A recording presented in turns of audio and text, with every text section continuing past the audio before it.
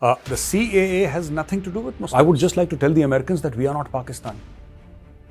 Don't treat us like Pakistan. We have never begged for money.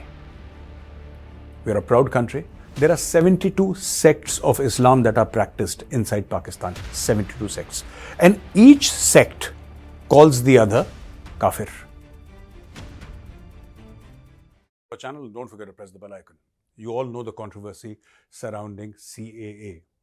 Now, ideally, it should not have been a controversial thing because this is something that helps minorities in countries like Afghanistan, countries like Bangladesh and Pakistan, which have Islamic law. Obviously, under a constitution that has Islamic law, anybody who's not a Muslim in the very strict sense of the word is treated as a second-class citizen. You see, there are social pressures against them. There are economic pressures against them. There are political pressures against them. And that is why the government decided to bring into law the CAA. Now, here is a problem, especially with the Americans. There isn't an issue in the world, in this entire world.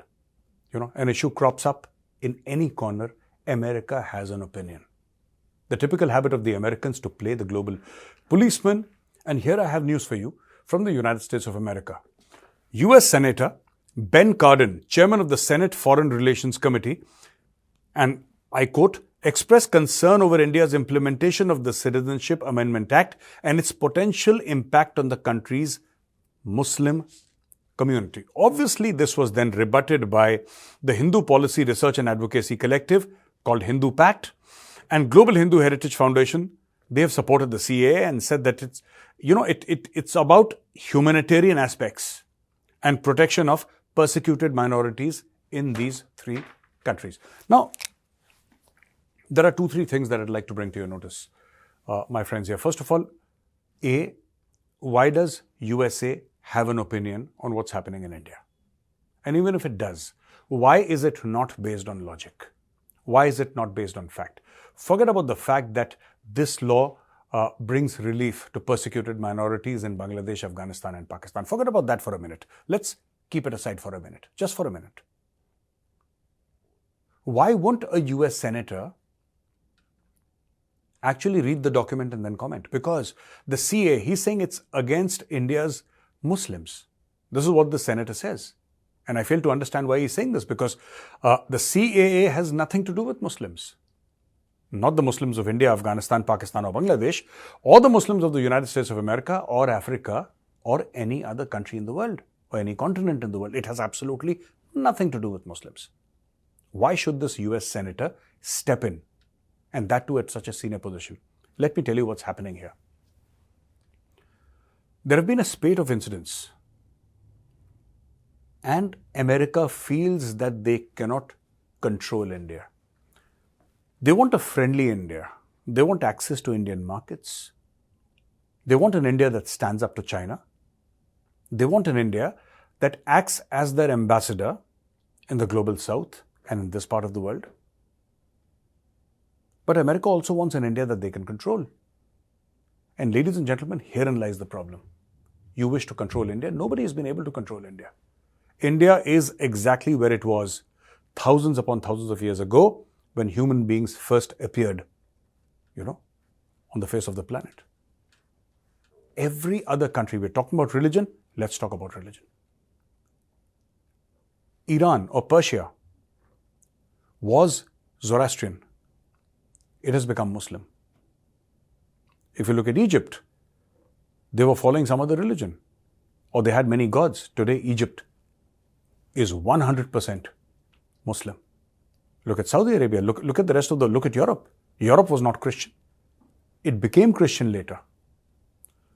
India is the only example in the world where I worship the same gods that my ancestors 10,000 years back were worshipping. There is no change. There is absolutely no change.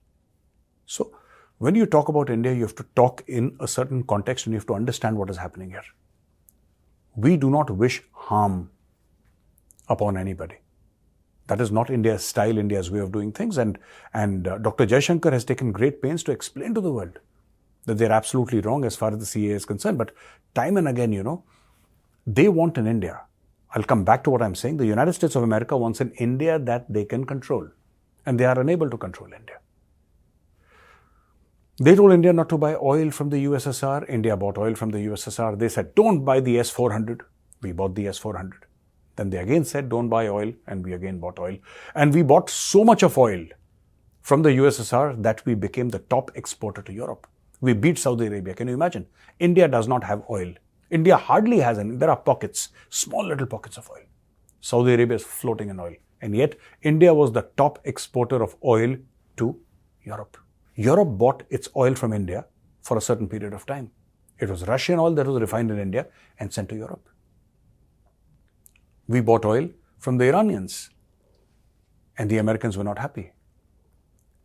When the Russia-Ukraine war happened, the United States of America said, we'll give you this technology and that and this weapon system and that. And we want India to stand unequivocally behind Ukraine, condemn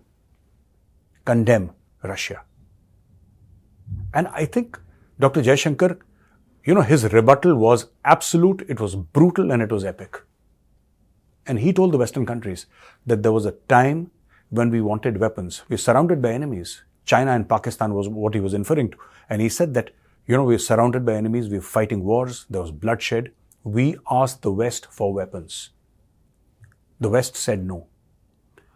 We are a democracy. Even then we were a democracy, the West, which Tom-Tom's democracy all over the world. The West said that we will not support India, but we will support a military dictatorship in its neighborhood. So the West supplied the latest weapons to Pakistan, the weapons that Pakistan used to attack India. The West was absolutely fine with supporting a military dictatorship. The West was not fine with supporting a democracy. We had no other way. We were under attack, we were under threat, so we went to the USSR. The USSR became a friend in need. The USSR supported us when everybody else did not. How can we turn our backs on Russia? Of course, we'll call for peace. We are not talking about the annihilation of Ukraine. We are not saying that. We are saying that this is an era. This is exactly what Prime Minister Narendra Modi said. This is not an era of war. It's an era of peace. We want the war to stop. We want the Russians and the Ukrainians to stop fighting. But to say that, this entire one-sided approach, that started happening. And I think this is something that hit the West really hard. This is a rising India, the fastest large economy of the world, and we somehow cannot control this economy. We cannot sort of control this country. We cannot control its politics. I would just like to tell the Americans that we are not Pakistan. Don't treat us like Pakistan. We have never begged for money. We are a proud country, and we are able to manage our own expenses. We don't need money from the US. There is nothing that we need from the US. And if you're taking weapons from you, we're buying those weapons, unlike Pakistan.